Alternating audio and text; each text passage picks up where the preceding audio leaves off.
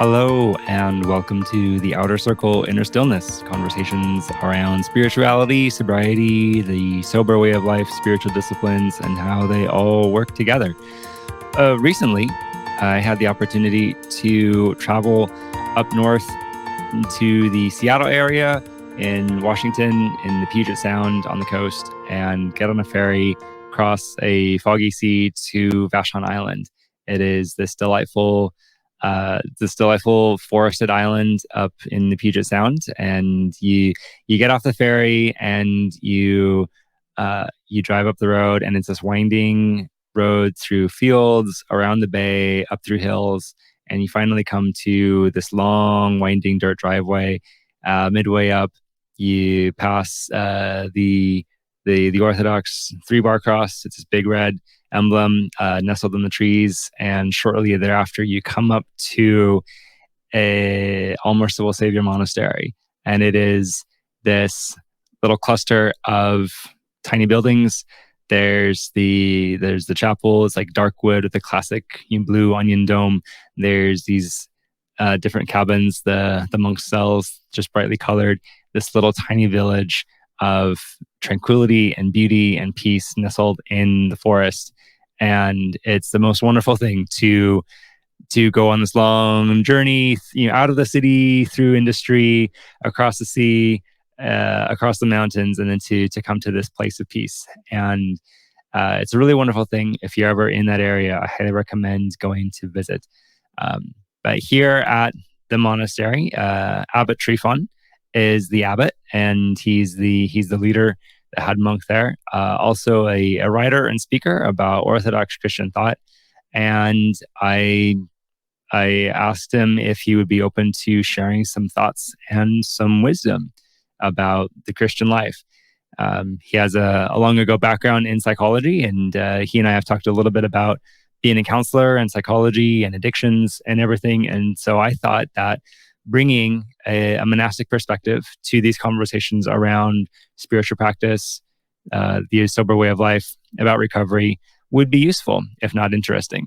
So a couple of things to keep in mind for an episode like this. On a technical note, so there are some technological glitches just in the way that we filmed it.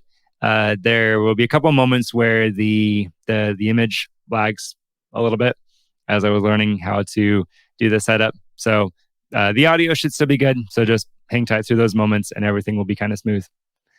On a content level, always keep in mind that the monastic life is very distinct and very different from lay people.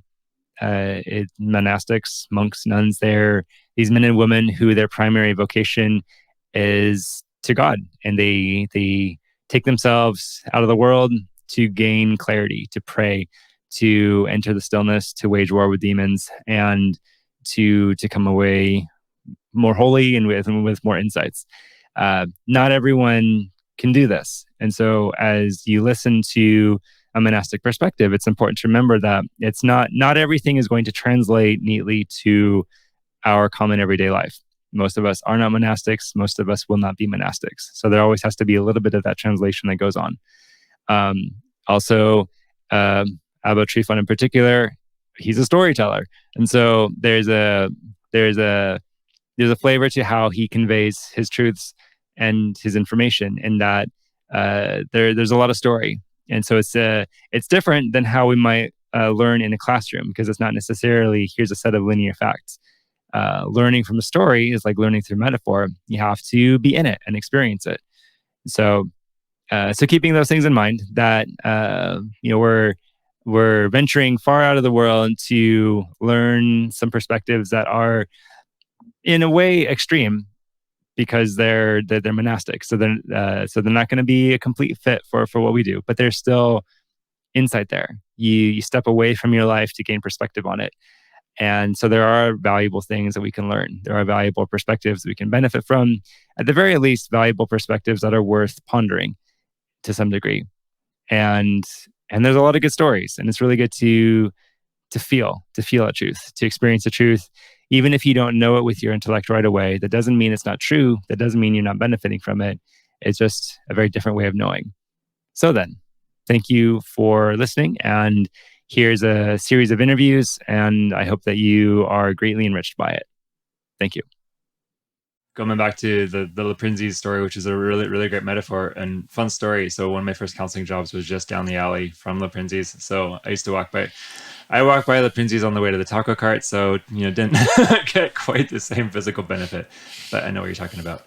But it seems like it's still there. It's still there, I think. Yeah. So, but there's these two experiences of both being in your position then of being new, or recognizing you have something to learn. And I think you're talking earlier about, when you're talking about learning from your students, it seems like that learner mentality is really vital. I'd say both in spirituality and in recovery, to always know, I even if I've been doing this for years and decades, I still have things to learn, and I still can learn, or I should be able to still be able to learn from anyone who can teach me. Which would be why we need a spiritual father, why we need a sponsor. It seems like you're also talking about the counterpart to that experience of, maybe not like right away, but like as soon as you have some reasonable sense of I kind of know what I'm doing, to start participating in someone else's life. And this might happen differently in these different circles. Like I think one could become a good recovery sponsor maybe a little bit more quickly than one would be qualified to be a spiritual father. I imagine there's a little bit more to that relationship, but it does seem like both recognizing there's something important that I have and I need to be giving it, but also it changes me in a way when I'm taking responsibility for someone else, or opting to participate in someone else's growth, or just reaching out to be connected, to be generous in that way. Especially around these daily disciplines. Once you know a little bit, to start being generous with that. Something that many years ago, I was one of the keynote speakers at orthodox. Orthodox. What is the name of that group? Orthodox Montana? No, Orthodox Christian Fellowship on the campus. I used to be a chaplain for the regional area here. And then I would go once a year to St. Nicholas Ranch down in Northern California, in Dunlap, Greek Orthodox run camp. And I would be there for a week, and they'd have all these young people that would come there for this college experience with fellow Orthodox Christians. And I remember thinking, or observing, how bonded these young people were, even though they only saw each other, most of them, once a year. But all of a sudden, they're with fellow Orthodox Christians. They're going to liturgy together. They're having spiritual talks, and they're all together. They're doing hikes. They're doing groundwork around Life-Giving Spring Monastery, the women's monastery there. And I looked at that, and I thought, how sad that these guys don't have, young men and women, don't have each other throughout the year. So I talked to a couple of them, and I ended up founding the Salish Brotherhood of St. John the Wonder Worker. And there's over 80 some members now. And every year, twice a year, we have retreats here at the monastery, young men's retreats. The most we've had at one time would be 18, averaging around 14. In the summertime, they set up tents out in the forest. And in the winter, which we'll have one coming up, we put mats down in the trapeza, and they put their sleeping bags there, and that's where they stay. What I see happening with that is that they're building a bond of brotherhood. And so this Salish brotherhood is it's not my thing, it's their thing. I started it, but then I sit around, I step back and I watch it. They have their own Facebook page. When they get together, just the other day, we had a whole bunch of young men come who are part of that. They just came out for a day trip. The networking that I see happening, it's the same way with MontanaCon, the Orthodox MontanaCon in Butte. I mean, any young men that might be watching this should connect up with Orthodox Montanicon, and then there are YouTube, or there are podcasts out there and blogs that are geared towards young men in particular. Like, for instance, at Montanicon, there were 150 young people showed up. 95% of them were young men. And they came from all over the country. And I was one of the speakers, along with Metropolitan Jonah and 3 young men who are all scholars. And I remember all the fellowship that happened there. I remember going out for the underground tour with a bunch of the guys. I remember our common meals together. I remember one young man came over and he brought a bottle of some high-end scotch or something and served the Metropolitan and I a little shot of scotch. What it was doing is it was building up what's missing in our society: community. Mm-hmm. We don't have community anymore. Mm-hmm. Everybody's off doing their own things. Yeah. And even in families. But as Orthodox Christians, if we want the church to have the impact and our faith to have the impact that it should have and that it did for past generations, we need to do what they did in past generations. We need to linger. We need to have church meals after liturgy on Sunday, not just a quick coffee hour and a donut. We have to have a church. We sit down together and we eat. We get to know one another. On Sundays, after the liturgy here at the monastery, we have a common meal. And for me, sitting at the monastic table and watching everyone, there's a young man that comes from Tacoma every year. He's not even Orthodox yet. He's now a catechumen. But he told me that he had been preparing to move to Arkansas. And then he heard about the monastery and he came out, and he not only decided that he didn't want to leave the area where the monastery is, but he wanted to be Orthodox. And now he's a catechumen. And this young man comes every Saturday and every Sunday. There's a young man who's a soldier at Fort Lewis. The same thing. I mean, my gosh, this young man is well-read. When I get a text message from him, it's like I've gotten a text message from some elder somewhere. Because, like the last one I got from him, he started off with, "Lord Jesus Christ, have mercy on me, a sinner." And then he said what he needed to say. But this guy, Christ, is permeating his life. And this young man is a reader. And so here he is, a Fort Lewis guy, a soldier. And he comes out to the monastery for the weekend. I mean, really? His friends must think he's nuts. Yeah. They're probably going out heavy drinking all the weekend. It's really capturing, again, like what we were talking about, the way that like Christianity isn't an add-on. It doesn't make a good add-on to your life. It really has to be like a central focus, and as such becomes really formative. Everything else is the add-on. Yeah.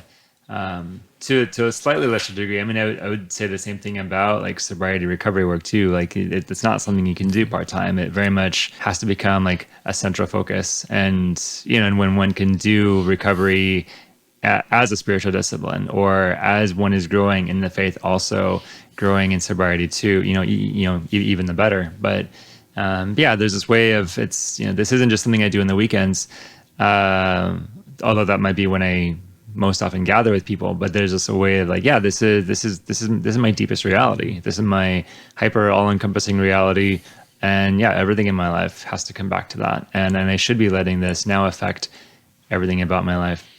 I'd be curious, maybe one more thread before we wrap a little bit.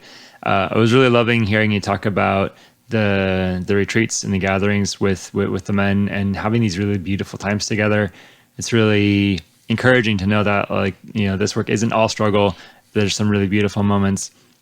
That said, there is a lot of struggle that happens.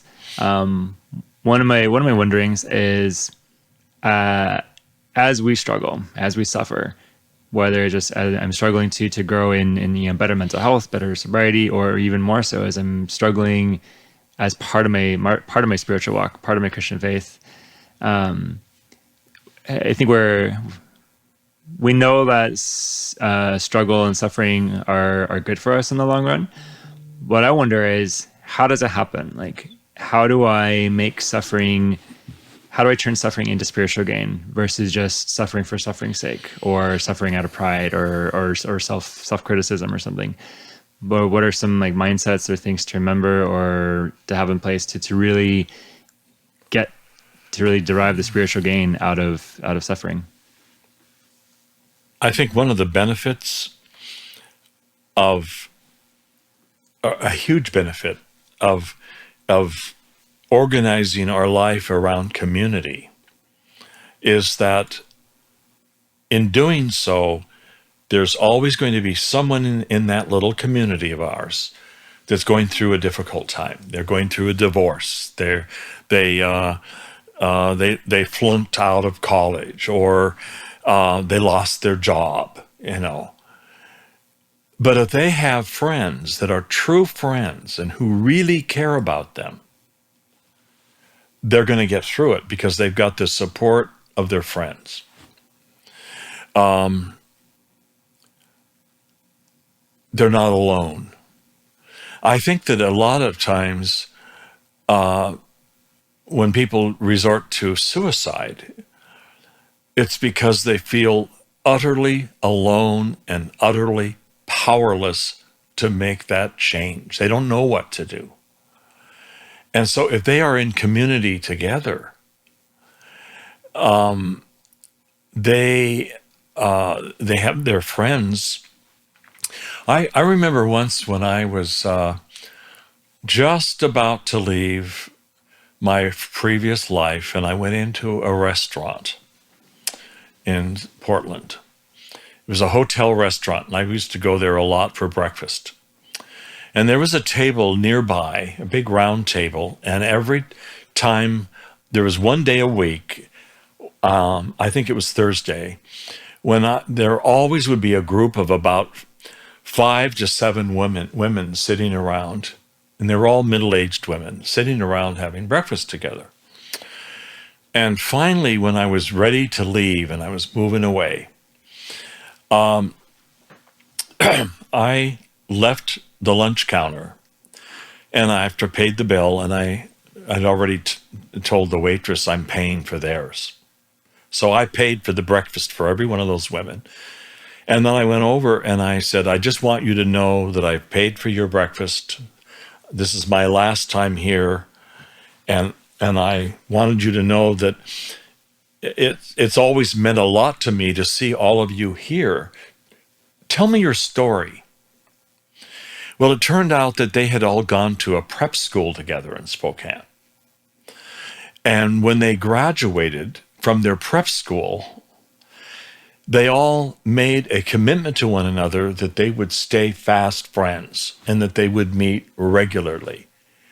And those that still lived in Portland decided to meet for breakfast once a week at this restaurant. And they did. And then this one old woman said to me, I say old now that I'm 77, oh my God, I'm in denial. But she said to me, the value is that we have with one another is that we don't have to introduce ourselves and say, oh, here's who I am, because everybody here knows who I am. And this is one of the benefits of having an extended family, both physically as our cousins and grandparents and so on, but also in the church. We shouldn't go to church with, as soon as liturgy's over with, I'm out of here. Because that prevents us from having a personal relationship with anybody. I remember one time I told somebody You know, this idea that everybody has to have a spiritual father is not necessary. I mean, a spiritual father or spiritual mother, that's a complete different relationship, and not everyone, most people don't have one. But they do have a confessor. They have their parish priest, and they should make a habit of going to confession as frequently as possible. But what they also have is they have brothers and sisters who are part of the body of Christ. And I remember one time when somebody says, I don't know anybody in my parish that I don't have a priest as a confessor, as a spiritual father, and I don't know what to do. And I happen to be I happen to know that particular parish. And I said, you know, there is an old woman by the name of. I said, why don't you hang out with her during the meal on Sunday and get to know her? And so they said, why? And I said, because she's a very deep spiritual woman.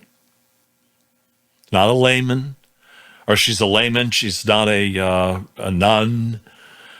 She's not the priest's wife.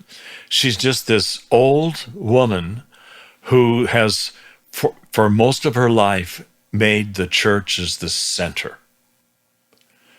And I said, there's a lot you could learn from her. And that's exactly what happened. I love that you mentioned that too, because there are a lot of, unsung heroes, or, non-clergy, non-monastic laity who, like you said, they made this their center, and and especially the older folks, they know stuff, and you can kind of tell these people sometimes, because they're not going to be like out in the center. I mean, sometimes they'll be out calling attention to themselves, but a lot of times they're going to be like more quiet in the background, or more quietly just like checking in on you, or sometimes they need to be sought out, but when sought out, seem like really excited to be approached, and can be these tremendous founts of wisdom and companionship. And some of that parental guidance, which again, another tangent we won't get into, like the lack of parental guidance, but it seems like there is a version of that can be available for people who seek it out, on a professional level, on a clerical level, but sometimes even just on a, hey, these are the babushki in our family. We ought to listen to their stories more. It's sort of like when I was growing up, it was an age where my grandparents all lived in Spokane. Mm-hmm. And in fact, at one point, when I was really little, we lived one house away from one of my grandmothers, and I used to play over in her yard all the time. And I would be there when she was out tending her garden, or it was this older generation that loved us as children, and we learned from them, and we don't have that today, because everybody has moved off, the idea of when you reach a certain age, buying into senior housing somewhere, or, in my own family, my cousins, everybody's stretched out across the nation. I've got one of my closest cousins lives in Florida. Another one lives in Manhattan Beach, California. These are people I love, and I rarely ever see them. We've all been distanced from one another. And then to compound that, each one of us is struggling with, and I've seen this at family gatherings a few times that I've seen where even at a gathering like that, you've got an old cousin texting somebody. I like the idea of people getting in the habit, especially with their children. When the children come home from school, if you've allowed them to have an iPhone, which I don't think is a good idea, but if you have allowed them, oh, Mom, everybody has one at school, tell them when they come home, turn it off and put it in the basket. And then show the importance of that by putting your own cell phone in the basket, so that when you come home from work, you turn off yours as well, and it goes in the basket, and it's not turned on till next morning. And get rid of the television sets in your children's rooms. And when the kids are working on studies with their laptop in their rooms, check in occasion. Not as a spy, but, oh, I brought you some hot chocolate. Here's a cup of hot cocoa. Or I baked cake today. Have a little slice of cake and milk. And that way, it doesn't appear to the child that you're spying on them, but it demonstrates that you care for them and that you love them enough that you baked a cake for them. And the same way when you're out with a friend, make a pact. When you go to the restaurant or the coffee house with your friends, everybody turns off their phones so that nothing is that important. You know, the 18 years that I put on as a chaplain, I couldn't turn my phone off, even at night. Oh, that'd be hard. Because that's the way the departments would get a hold of me in an emergency. And a good many of the emergencies happened in the dead of night. So I would go to bed with my phone next to me on so that I could be awakened, for an emergency. But that's not a good place to be. If you're in that position, you don't have a choice. I remember when I was glad that they changed the thing about the pagers, because I remember once I was at a concert and my pager went off, and every single head in the room of about 400 people looked around to see where that horrible sound was coming from, and I'm sitting there thinking, oh my gosh, trying to turn the darn thing off. Oh. So now, then later when they switched it over to phones, I can have it on vibrate, and it's gone off a couple of times since we've been here, and I don't have to answer it.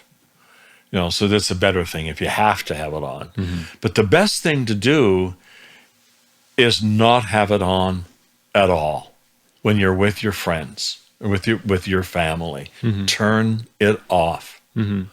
Yeah. And if you've got children, demonstrate the importance of doing that by being the one who turns yours off first. Yeah.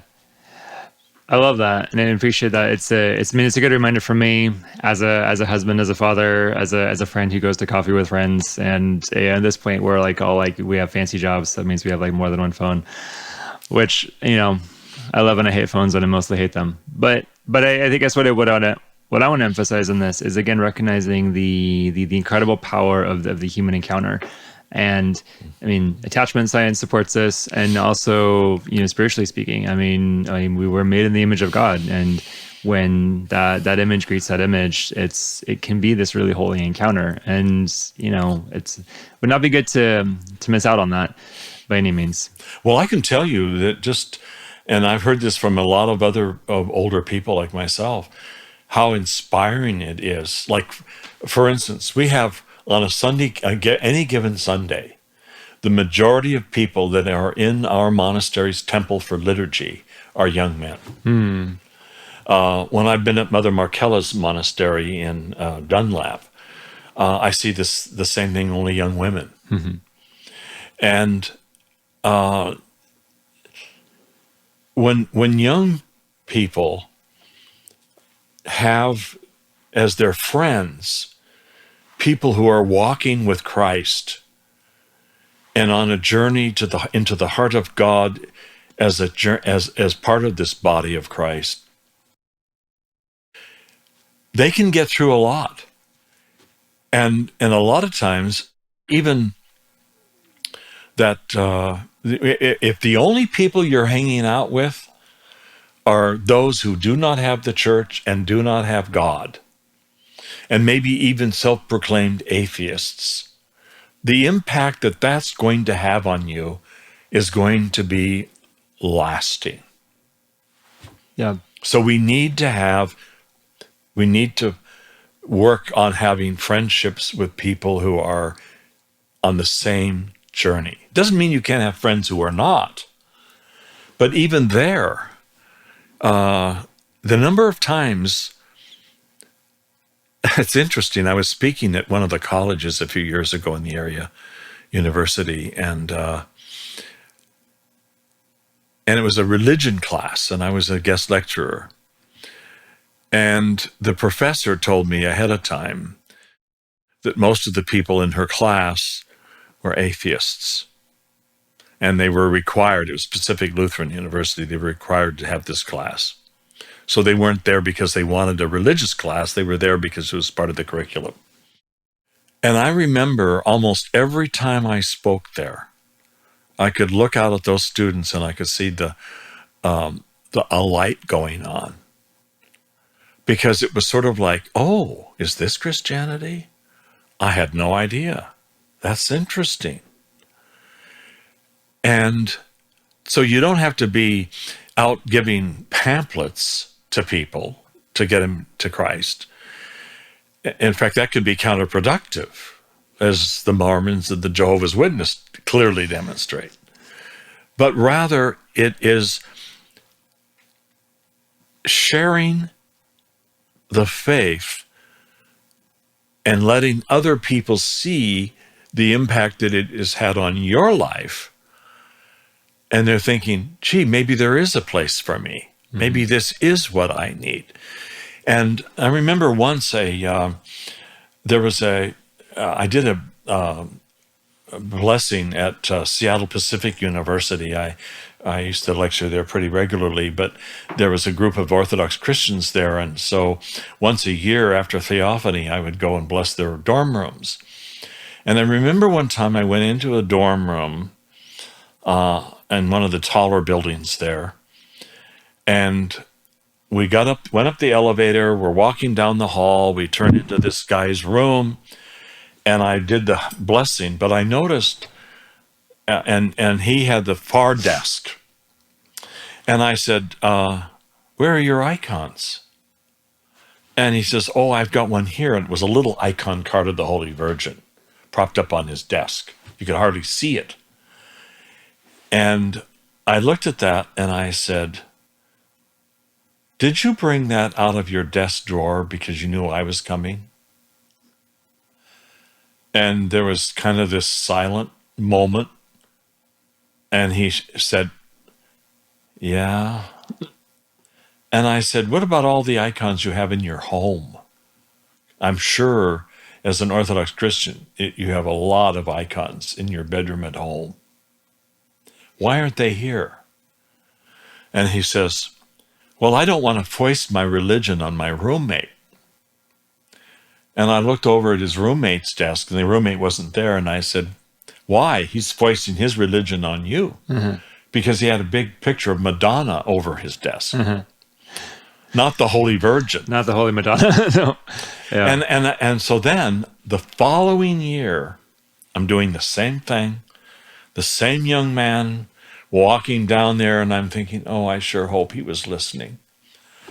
I walk into that room, and that space between the two desks was a wall of icons with a lampada hanging and burning. And my first thought was, well, this is probably going a little overboard with your roommate. And I said, how does your roommate feel about these? And he says, oh, my roommate is Orthodox. Half the icons are his, and we went in together to buy the lampada. And he says, and that's him right there. Yeah. And the roommate was the guy that had the Madonna thing up. Yeah. So Madonna was down, hopefully in a wastebasket, and the guy had gone in, and you know what happened?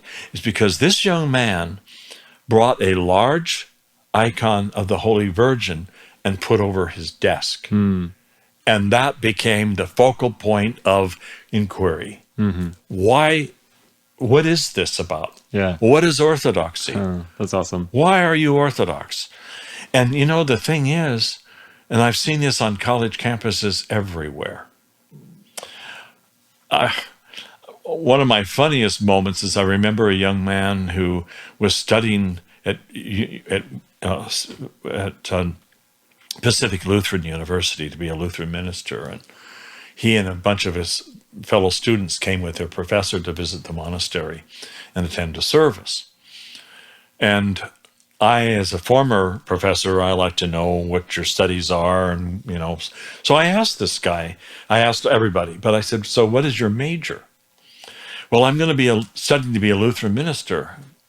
And I said, no, you're not. He says, what?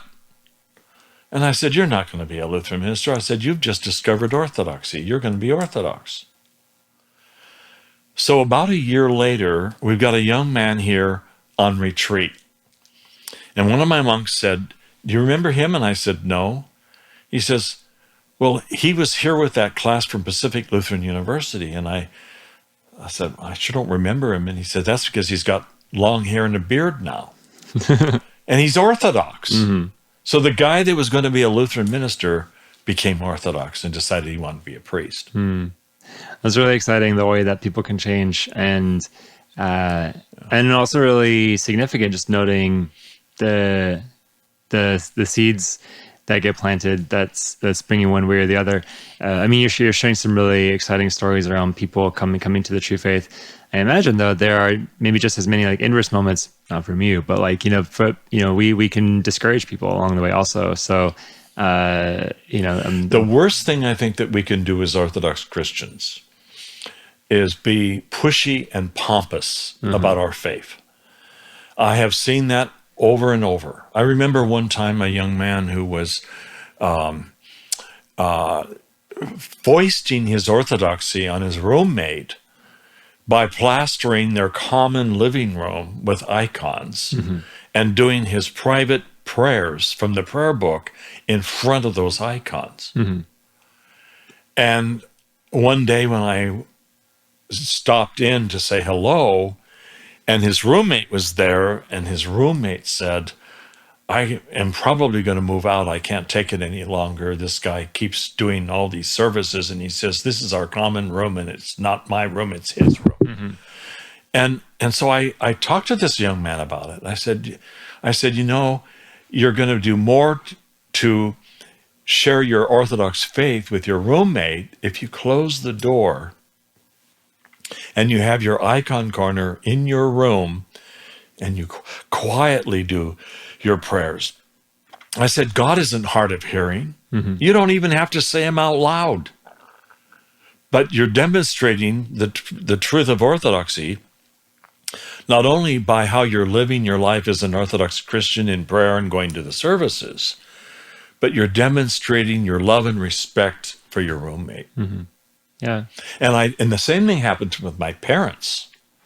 I remember when I first decided to become Orthodox and a monk, and after my 3 years in novitiate, and I went to Coeur d'Alene to visit my parents.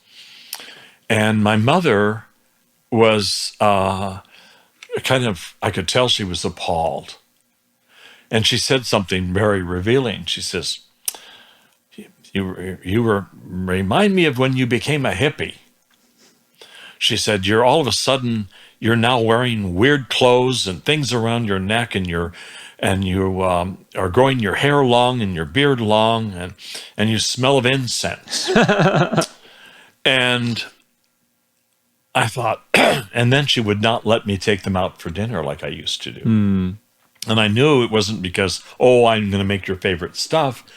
It was because she didn't want to be seen publicly with me, because she thought everybody was looking at me and thinking, what's this weird guy? Eventually, she realized that people in Idaho, northern Idaho, were looking at me and being extremely outgoing and friendly because they wanted to prove that they weren't anti-Semites. Because people thought I was a rabbi. Right. But it was because during that time, northern Idaho was the home of the Aryan race people and Nazis. None of the locals knew about them. The nation did because it was on the news, but locals never saw them. And they were such a tiny minority, nobody was aware of them. But when they found out that everybody around the country thinks Northern Idaho are filled with white supremacists and Nazis, and they see somebody like me, oh, I'm going to be nice to him. I'm going to prove I'm not one of them. So, but what I did is I asked God to help me become the very best son I could be to my parents. I would call them weekly. How are you doing, Mom? How are you doing, Dad? I would make every effort to get over there every 3 or 4 months to spend a few days with them, have time with them. And then one day we're sitting around their dining room table having dinner. And I said to my mother, what is going on with you? You're not the happy person you used to be. Oh, I'm fine. And I looked at my dad and he rolled his eyes. And then I said, no, seriously, Mom, what's going on? She says, well, she says, we're just very unhappy with the Lutheran Church. She says, it's lost all of its sense of reverence. She says, in my day, people would come into church, they'd slip into the pew, they'd bow their heads and pray until the service started. And when the service ended, everybody was ushered out, starting with the first pews, and no one said a word until they got out in the narthex and greeted the pastor and went into the parish hall. And now everybody's talking. And she said, we're going to start looking for another Lutheran church. And I said, Mom, you've been to every Lutheran church in Coeur d'Alene. And she said, well, we're going to look into Christ the King. And I said, oh, the Missouri Synod Church? I said, you've already been there once, and it was a praise service. She said, I said, it wasn't what you wanted. So I said, well, then maybe we'll look into the Episcopal Church. And I said, oh, well, you know, the Episcopal Church, you can believe anything or nothing. And you'll probably have a woman minister or bishop. And I said, so why are you bothering? I said, why don't you go to St. John the Baptist Orthodox Church in Post Falls? And my mother said, oh, well, maybe we'll check it out sometime. They had been there once when I was preaching. I said, and then I looked at my dad and I said, Dad, who's the head of a Christian household? And he smiled and he knew what I was up to. And he said, well, the husband, of course. Where are you going to church on Sunday, Dad? St. John the Baptist Orthodox Church. And my mother giggled, and they went to St. John the Orthodox Church, St. John the Baptist. And that Sunday afternoon, my mother called me, and she said, when people found out that we were your parents, they treated us like celebrities. And within 2 months, my parents were catechumens. And then I went to Coeur d'Alene, and together with their priest, Father Gregory Horton, we baptized them and chrismated them into the church. They're both dead. My dad is the first person to be buried in the church cemetery behind the church, and my mother is next to him.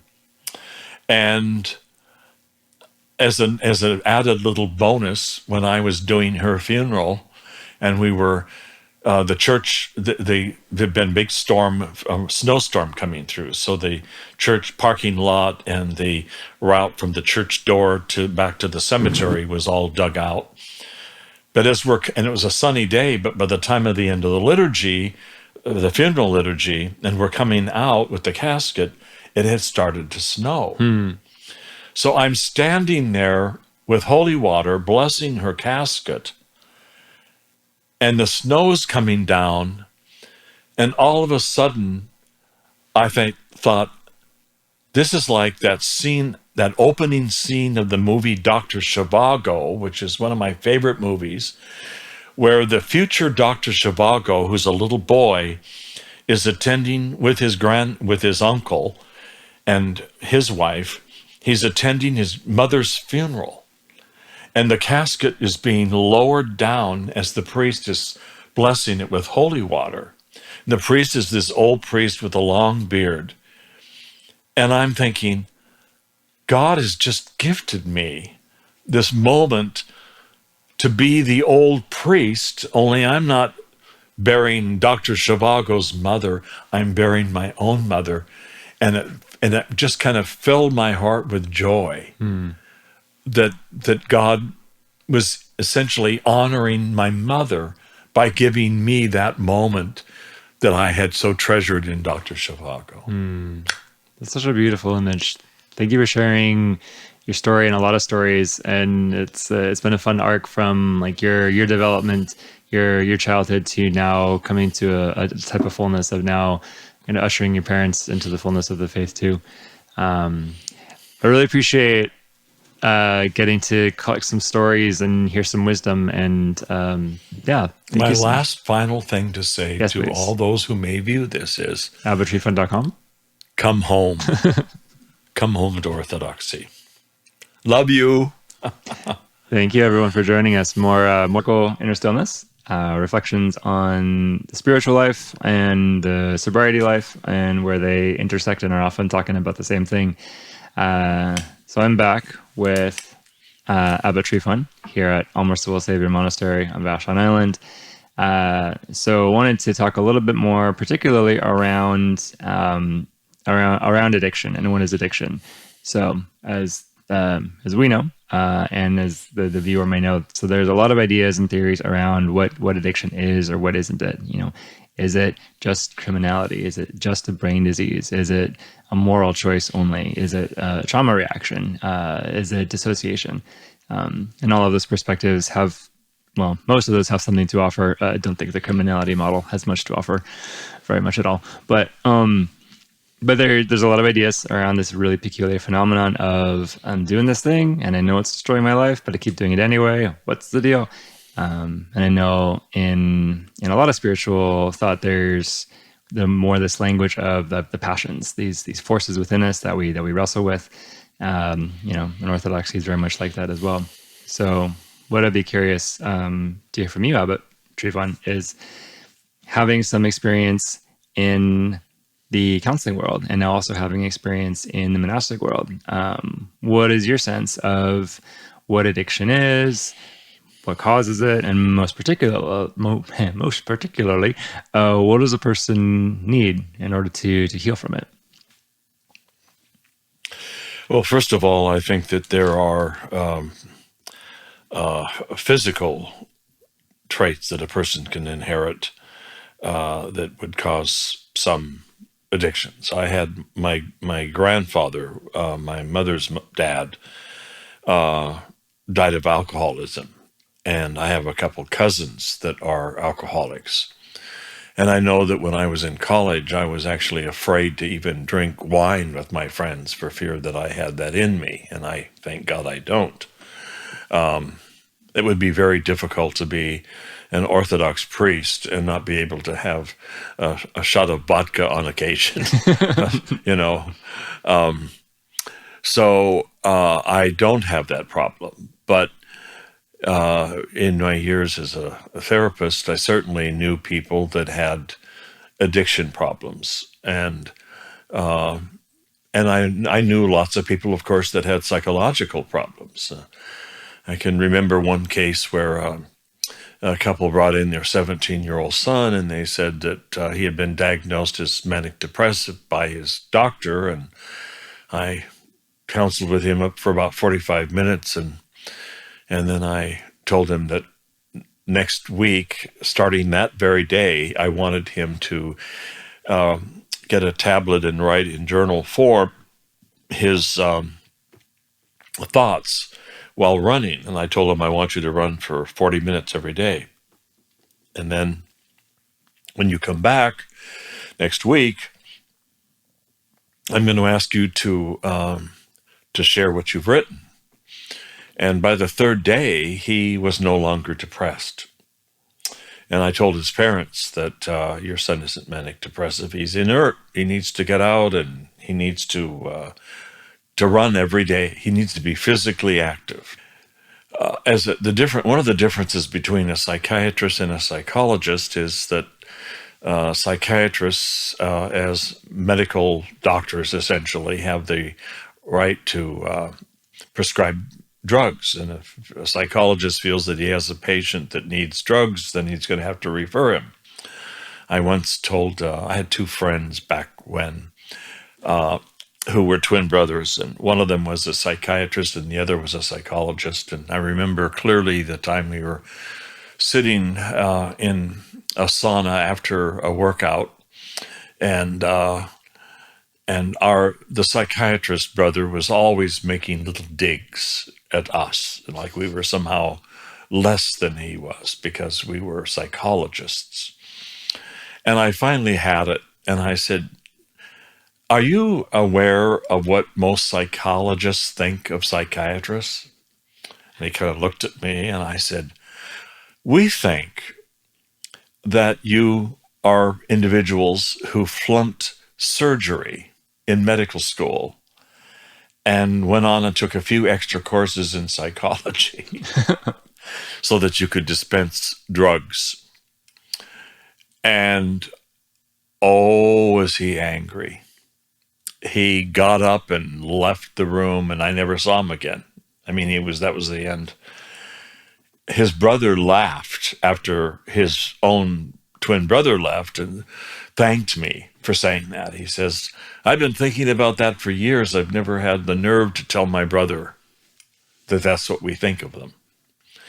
So that is a little side note. I think that there are times when addictions can be related to some physical problem that the person has, that they probably need some sort of medication or to get through it. But I also believe that more often than not, it's either the trauma that they've experienced as children in their family, or some kind of trauma in their life,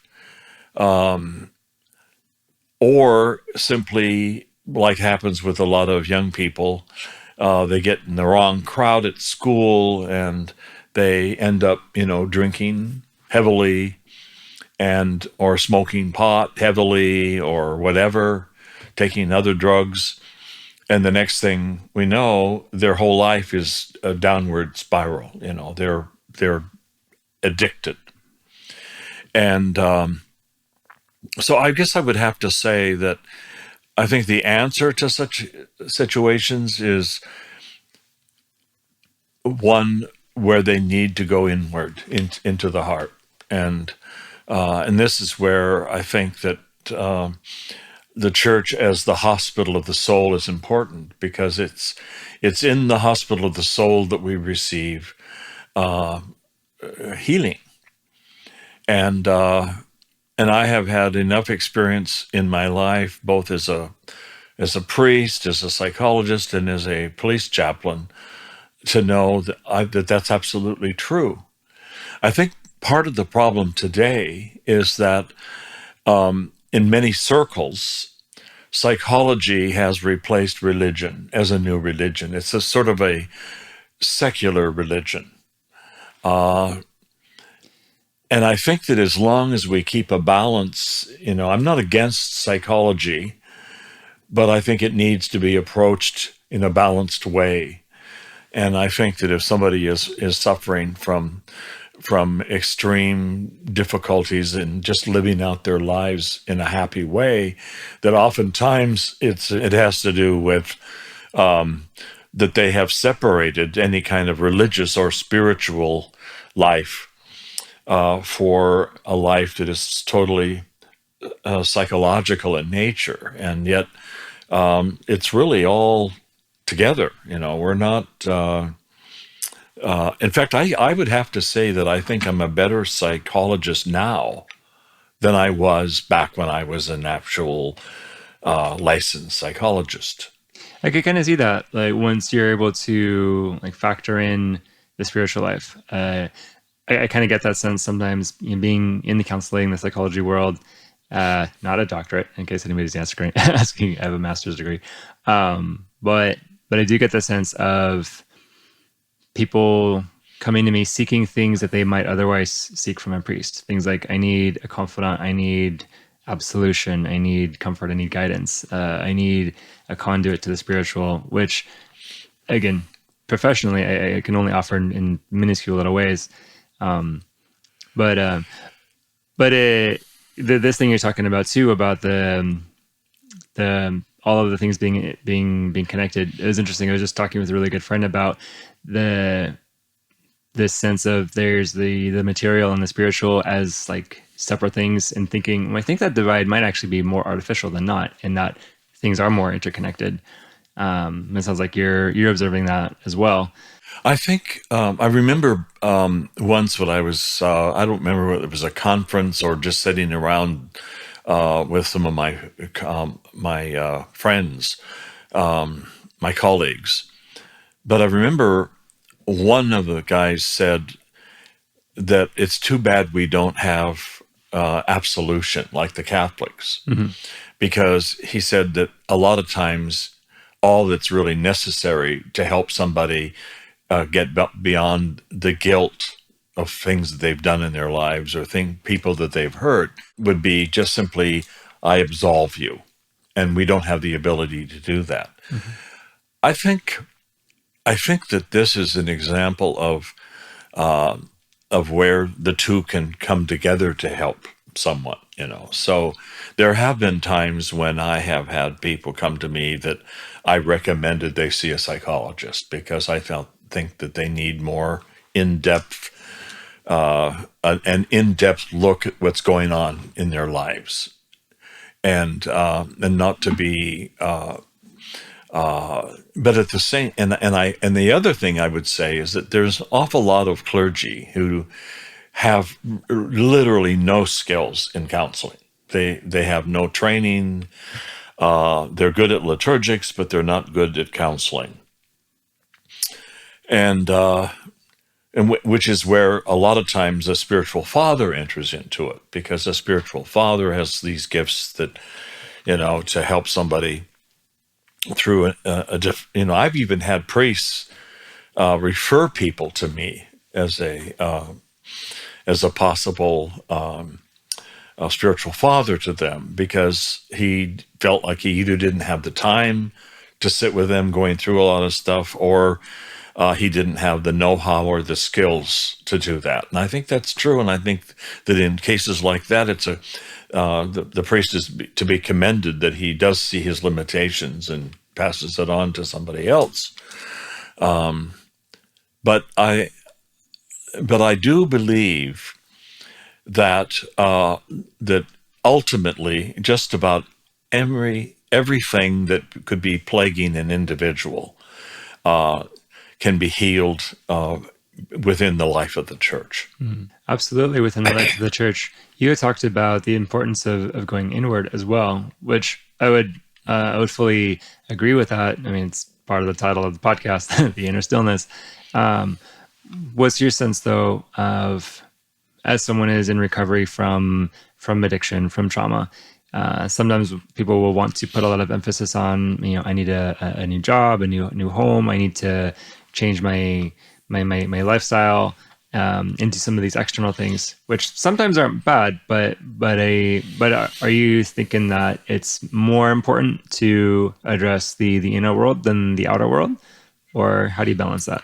I think it's a good thing to balance the two.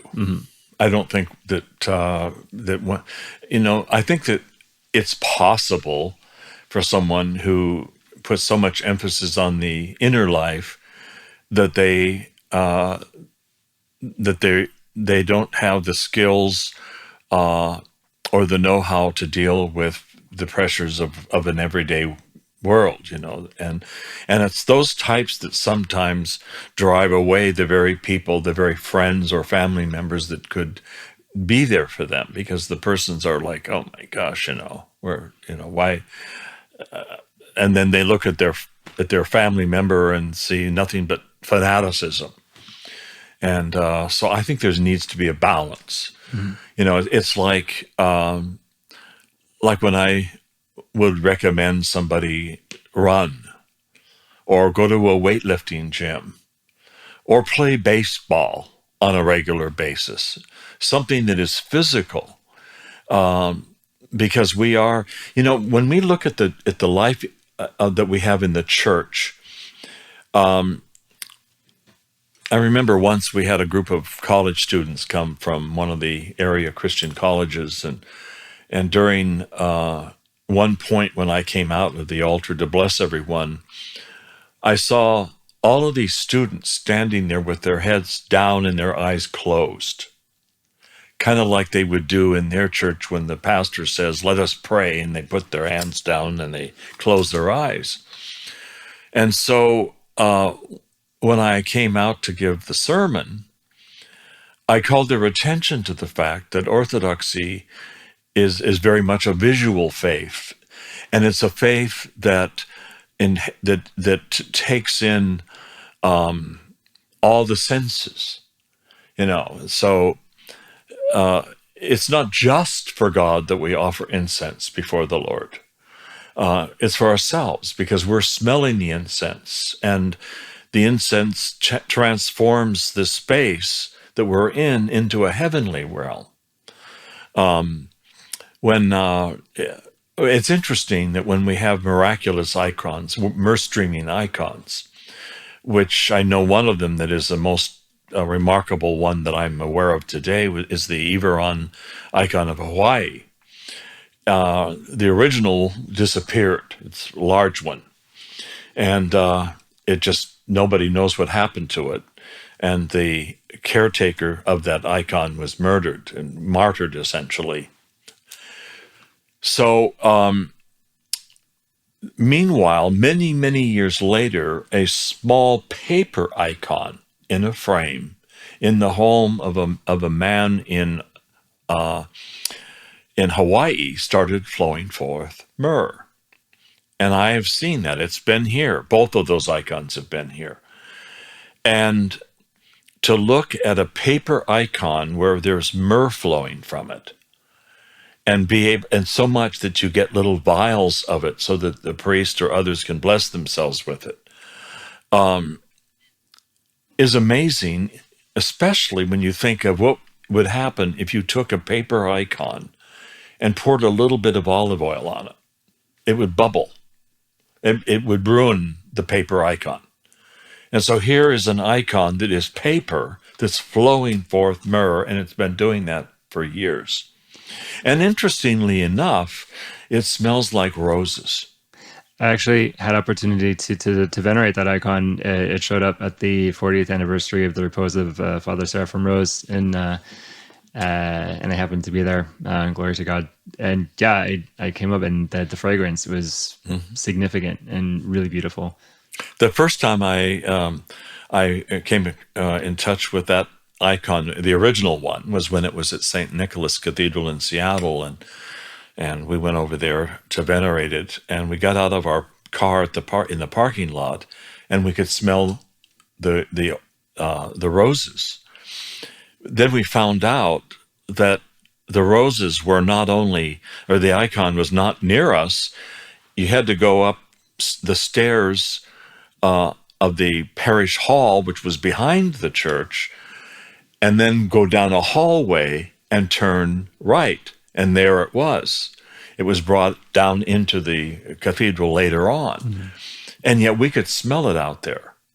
And it's not like an overwhelming types of an odor. It's this odor that just, it's said that it is what heaven smells like, as opposed to sulfur of Satan, of the devil. Right. And I know that priests, that have done exorcisms oftentimes will smell sulfur, burning sulfur. And so what I'm thinking too about in the lives of the saints, especially when relics are discovered or anything like that, they often talk about a sweet fragrance accompanying the relics, the uncorrupted relics of a saint. Yeah, that's very common. Yeah. And so I would have to say that, going back to the services, that when a priest, or when we're in the service and the priest is using incense, we're making the sign of the cross, which is a physical movement. We are kissing the icons.